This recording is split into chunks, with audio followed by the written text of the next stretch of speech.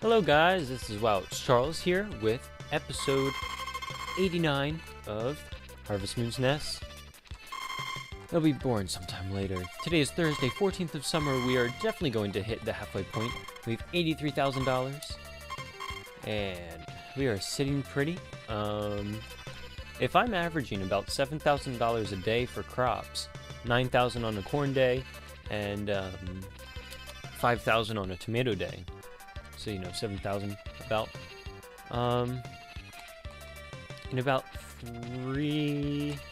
less than 3 days, I should have $100,000.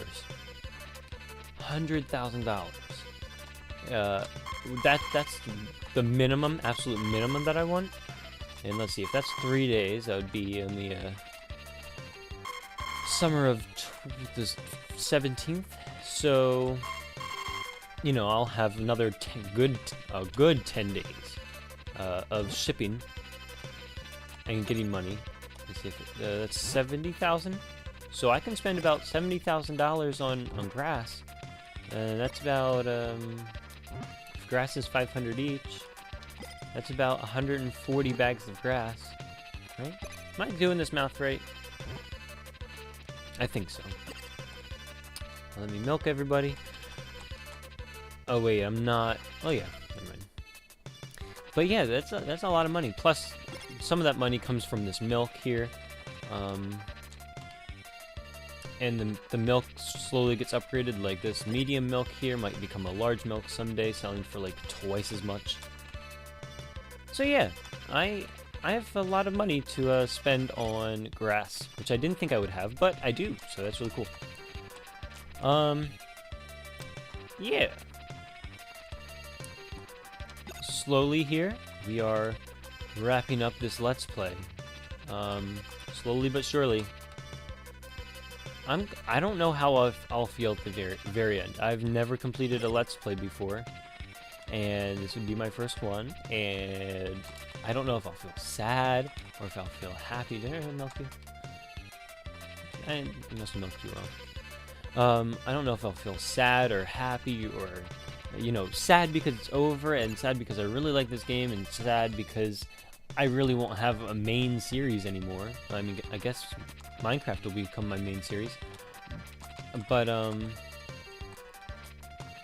also be happy because then it's another weight off my chest. It's another thing that, not that I don't have to care about it, but one less thing to care about, you know. I don't know. It's definitely going to be an experience, a new experience. Una experiencia nueva.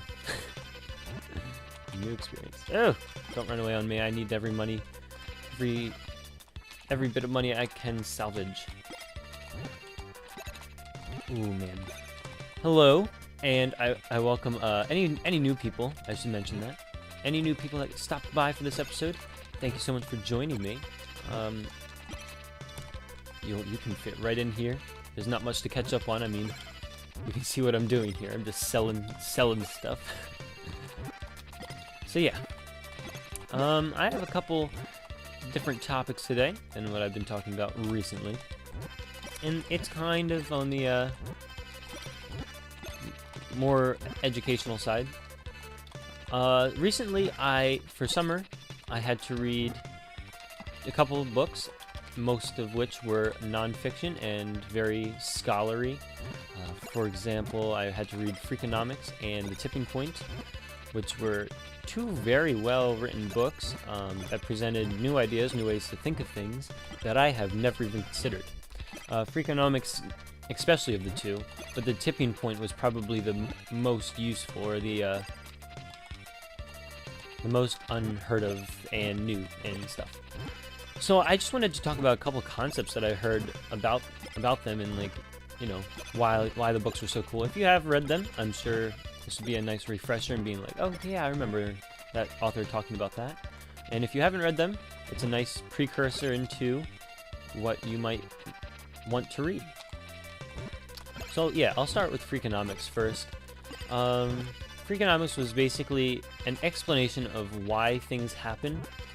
So it was explaining why crime rates fell, and they didn't link it to, you know, in like a better police staff, or you know, they didn't link it to like better finances or a better economy. They put it towards abortions, and the thought there, $8,000. Oh, that gets my gears revving. You know, I really don't need chickens anymore. I'll have to feed them though. Oh, I didn't feed them. Oops. Well, should we just not feed them for the rest of the Let's Play?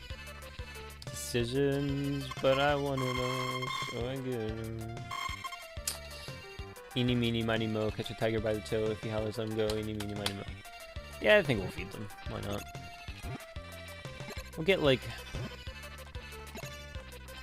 4. I don't feel like feeding them all, because it's too much fodder to spend. Anyway, they linked it to abortions, crime ratings fall, at least in the US. I should talk about that. And the reasoning behind that was that, you know, before you couldn't get abortions, so the people who like had a child on accident, or like didn't really want the child, they weren't able to get rid of something that they didn't want. And usually when you don't care about something, I know this topic sounds really bad right now. Usually when you don't care about something, you like won't treat it very well. And statistics have shown that children who aren't raised very well tend to become criminals or to partake in illegal activities. And so basically when the Roe versus Wade case was finished and abortions were made legal for specific cases, we saw crime ratings fall because unwanted babies were not being had, and then the mothers of those children did not have, were not responsible for making this delinquent grow up. Which makes sense, I know. Yeah, it's really interesting. There's also, it would also explain like reasons for people cheating and the truth behind, you know, some sports and cheating that goes on in sport and stuff. It's really actually cool. However, you know, that book was okay. However, it wasn't the best, I wouldn't say. It definitely was a favorite, and I enjoyed it. But in my opinion, The Tipping Point was a lot better. The Tipping Point was all about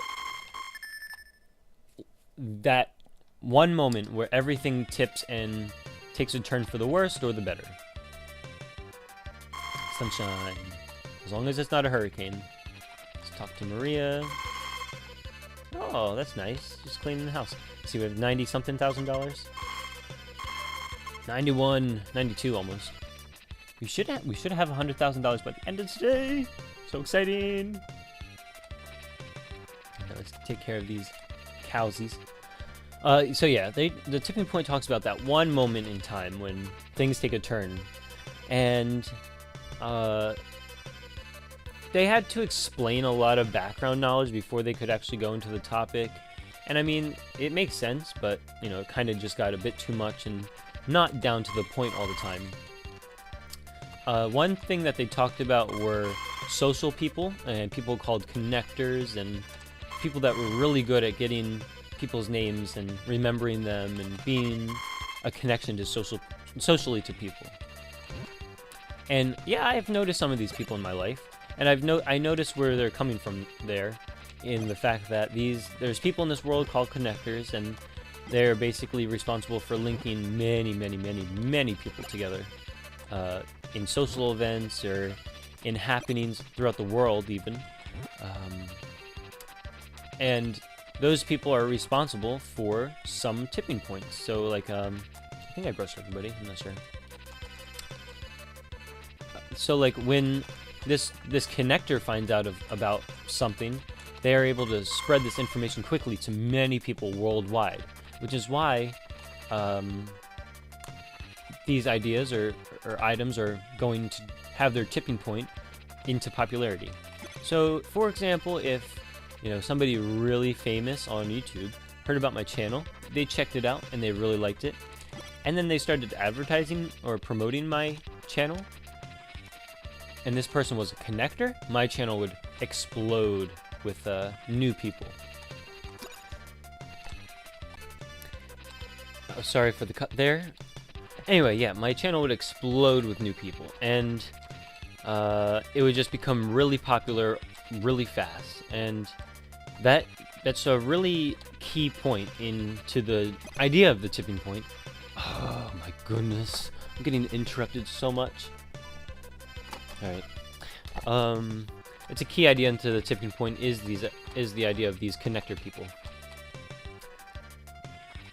One more cow, I think. So yeah. Oh, forgot to restart my timer. There we go. And then pull up my list of topics back up. And then another type of people that they talked about were mavens, I think they were called. M-A-V-E-N. And these people are basically... They know everything about what they're talking about. So, for example, if a car dealer, they're usually called car mavens. They know everything about cars. They can direct you to the perfect car to buy or the perfect car to drive. They know everything. And what these mavens do is they are very helpful people that would suggest what they recommend to any person who would be willing to listen and take advice. And now these people are key to the tipping point because they know what they're talking about, right? And when somebody hears about somebody who knows what they're talking about and recommends something that's stellar in the field, then that thing gets really popular. So, for example, if I take somebody's YouTube channel who is really hitting all the key points and is doing what they're supposed to, and a maven comes along to see it, then I don't have anything to give to the girls. And a maven comes along to see it, they might tell a connector, and then the connector will be even more inclined to share with other people, and then the people that they share it to would agree with the connector, who agrees with the maven, that the channel is really good. So yeah, there's just all these different people that were talked about in the book who are just so key into this idea of the tipping point. And then some other ideas expressed in the tipping point were different laws.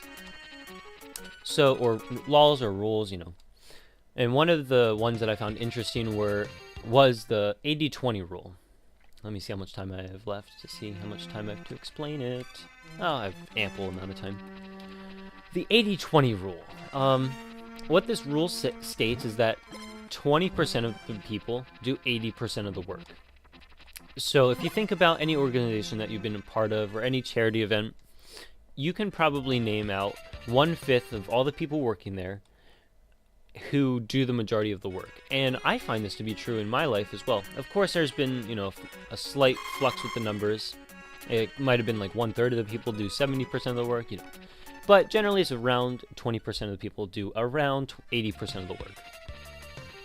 And I just thought this was an interesting observation. I mean, I knew it to be true, but I never really put it into the sense of numbers.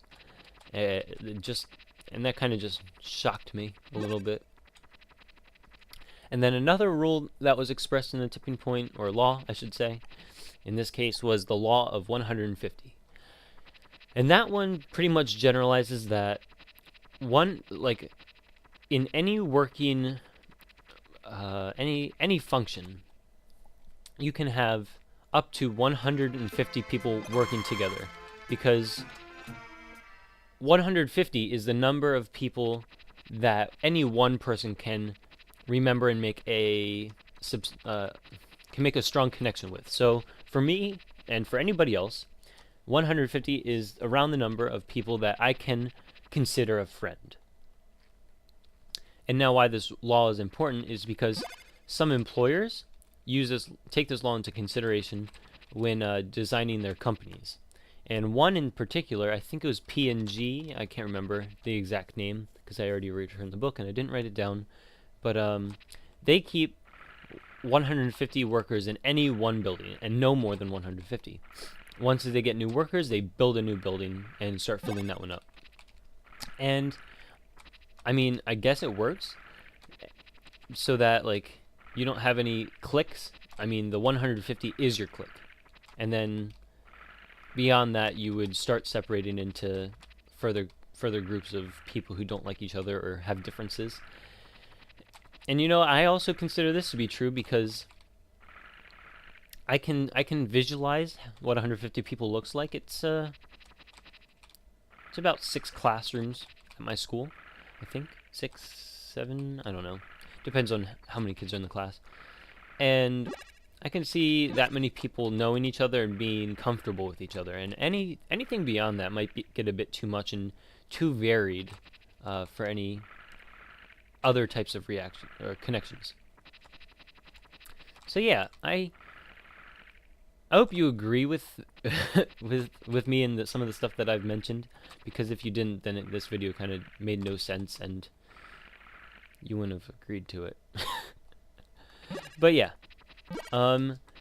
we did not hit $100,000. I don't think. No, we didn't. We definitely didn't.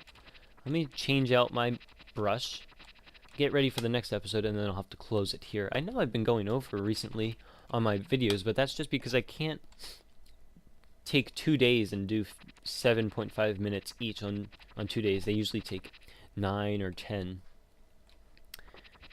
So yeah, I'm really sorry for going. Oh, look at my little kid in the bed. Oh, he's sleeping in his old kid outfit. No. Okay, let me check the weather really quick. Sunshine, good. And how much money do I have? 94,000. So yeah, on the next episode, we should definitely reach a goal, $100,000, and then we'll start buying more grass and start planting more grass, and it will become more in depth. And the series is like it's wrapping up so fast. But anyway, thank you so much for watching and dealing with my overage of 15 minutes, but I'm sure you don't mind. Yeah, thank you so much for watching. I hope to see you next time. Bye.